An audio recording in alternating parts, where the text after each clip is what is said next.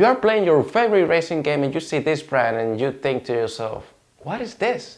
Hi, I'm Astro Buster, and today we're gonna talk about the history of Pagani Automobili.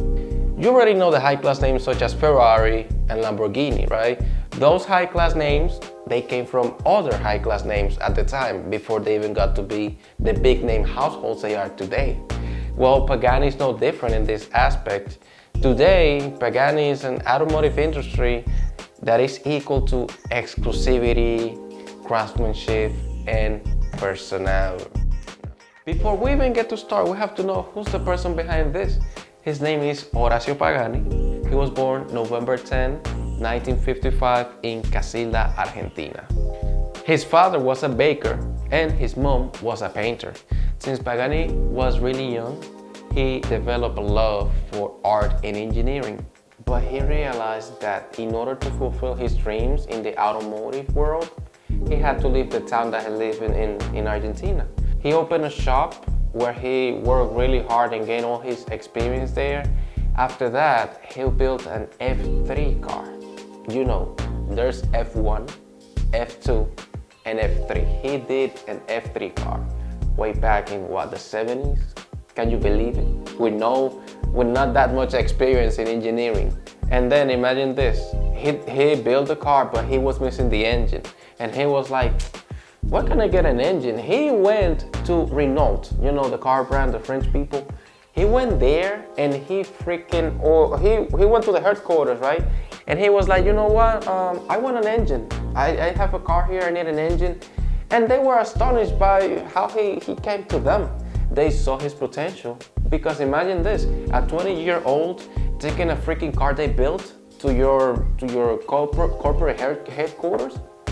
You'd be like, wow, this kid with this little knowledge did all that. Imagine all the potential he has. Renault was, you know, surprised, and they provided him with all this that I told you, with the potential he already had. They were like, hey, all in with this kid.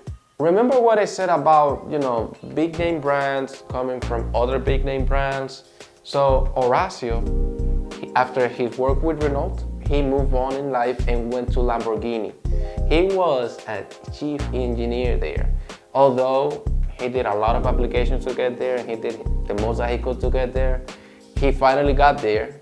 From starting like molding cars to actually being a chief engineer, he was under the work of the Lamborghini Countach. Yeah, the one that appears in that movie and in other movies. Yeah, that car. He was the one behind it. That guy, yeah, the guy who went as a kid or as a young guy to Renault without that much engineering knowledge to get an engine, the one who built his own car, the one that did all that since he was like, 20? Yeah, that guy, he worked on the freaking Lamborghini Countach. So after the Countach was done, right, he felt that something could be even high, like he knew he could achieve way higher with this car by adding carbon fiber, making more of the car, like more of the body, carbon fiber. Lamborghini initially wasn't that, you know, they were not in favor of that, but he did like one of the tests or projects, and the car was like 1,000 pounds lighter. Imagine having a cool car, right, and making it even lighter and cooler, adding carbon fiber. Then, with this idea in mind, he went to Lamborghini asking, hey, we should make cars with carbon fiber. But they needed a machine for that. And Lamborghini was like, hey, if Ferrari is not using that, why should we use it? So at the end of the day, Horacio was like, nah, I'm gonna do my own thing. He went on his own and got like a loan for a big machine at the time that made the carbon fiber. After that, he moved on out of Lamborghini because he wanted freedom. He wanted to do his own thing with no barriers, nothing holding him anymore. And after that, he decided to make his brand Pagani in 1992 in Modena, Italy. You may ask, okay, how did he even start then? Enter the Pagani Sonda. This car was launched in 1999. It had a V12 sourced by Mercedes-AMG who he got through different connections. It had a lot of carbon material inside, carbon fiber, you know, that cool metal that we like. And yeah, also the V12 was naturally aspirated, so you know how crazy it was. And the name, you come up like, what Zonda? What Zonda means? What does that come from? So Zonda is like a mix of hot and cold airs from the big mountains over there in Argentina. So Pagani wanted his inspiration comes from the air and how the air flows, and he wanted his car to be like air, like flying and all that. So he wanted to have, give that honor of representation of where he was born. And at the time in the 90s, he wanted to make his car meet. He wanted to make art and engineering meet. And he did, because if you look at the car, like beauty is relative, but like if you look at the car and like it's really good looking, at least I like it. Looks good, and the performance was really good at the time. A V12 naturally aspirated that was given around 540 horsepower. It was around less than 3,000 pounds, around 2,700. And it did what? The 0 to 60 in around 4 seconds? In the 90s, like late 90s, early 2000s. Not much cars were able to do that. Some of them were, of course, were able to do this. But like, this is a first time of a car brand to do this. Like the first iteration of a car did this. And then the Zonda C12 took shape in the 1999 Geneva Motor Show. This car, that was the first time that it was showcased like to all the people. With all the crazy things that I told you, the V12, the weight and all that, he only made 5 of them. Like the first beginning was only 5. And the price was around 300,000 euros. It was around 320,000 euros at the time. If you compare it to dollars, back then it was like around 350, 53 around that time. And that was the price that you had to pay to get into one of these machines. Aside from the price, you had to be very lucky or have the connections, because remember, it was only 5 of them, the first release. And now, you wouldn't think this would be like it for the Zonda, right? Just 5 models and that's it, call it a day? No, yeah, you're a genius. You knew that this was not it. So the Zonda had more variations and even crazier than the first one. Aside from being convertible or removable top, it was even crazier because he did the Zonda Roadster, right? After the Zonda, the first one, he did a good amount of variants, such as, first we had the 1999 release, right? After that, it came the Zonda S, which was in 2002. It was a more powerful engine, and then, let's not forget, it was a 7-liter V12 by AMG. Don't forget that. Then after the 2002 Zonda S, the Zonda Roadster comes in. It was pretty much an open top C12 that had like a removable fiber roof. And then in 2005, the Zonda F, it was more powerful than before. It had better aerodynamics, and it had a better weight reduction. So after that, the Roadster F, which was the convertible, then the Zonda Cinque or Cinque, that it was limited edition of 5 cars. Wow, something new, 5 limited edition again, wow. And now that one, the Cinque, they had the same, 7.3 liter engine, a unique aerodynamics, and a manual gearbox as well. Then the Zonda Tricolor, which was pretty much a tribute to the 50th anniversary of Wreck-It Tricolor, the aerobatic team. It was just limited to 3 units, which even crazier. First it was 5, now it's 3. But it was just because a special edition in honor to the aerobatic team. Let's not forget the Zonda R, which was a track-only variant. It had a better 7.3 V12 engine. It had a more carbon use and carbon fiber use, and it had a freaking 6-speed sequential gearbox, which it was super quick when shifting. Then, like different years, they were doing the unique orders, let's say, because those models were more custom made or special edition for certain people, that they ordered their own Zonda spec how they wanted. So they had like different names and all that. Then I think the final release was the Zonda Revolution in 2013. It was like the final iteration. It was super track focused. It was limited to 5 units again. Like the way it started, it was the way it was ending. So that's something, that it was a good way to end the Zonda. And it was really just track focused. It was top of the line, top dog.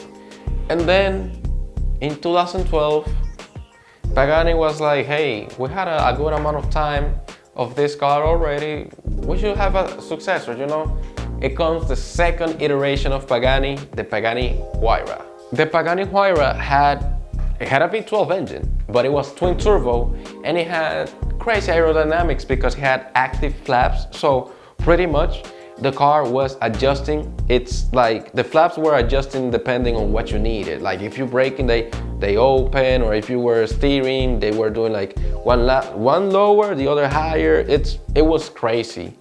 But remember, it was such a expensive car. And now you may think, okay, Huayra, what does this name comes from? So in South America, back then in the indigenous times, Huayra was the god of wind.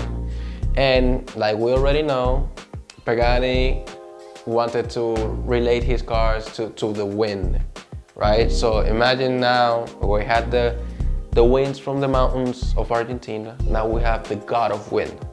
And look at this car. It was shaped even more aerodynamic than before. It had the flaps.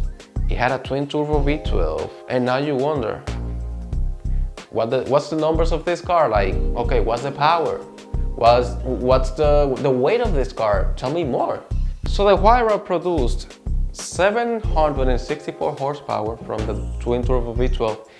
It had a 0 to 60 in 2.8, and forgot to mention, it had the Zonda at the time had like a 210 top speed miles per hour, and this one had like 230 miles per hour top speed. So it was better than the other one in almost every aspect. It was a little bit heavier, but it compensated with the earned horsepower and the higher top speed.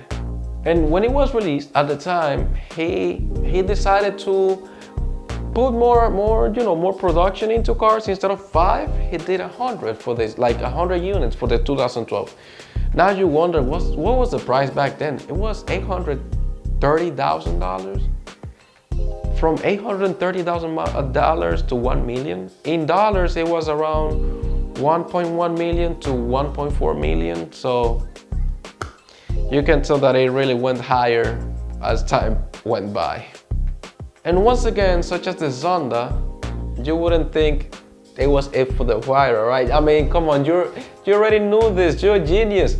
You knew that the Huayra wasn't just a one-time model. No. So just like the Zonda, it had even crazier versions, aside from being removable top or topless. But aside from that, it was even crazier. So they started like after 2012, 5 years later, he did the Roadster, which was a removable top.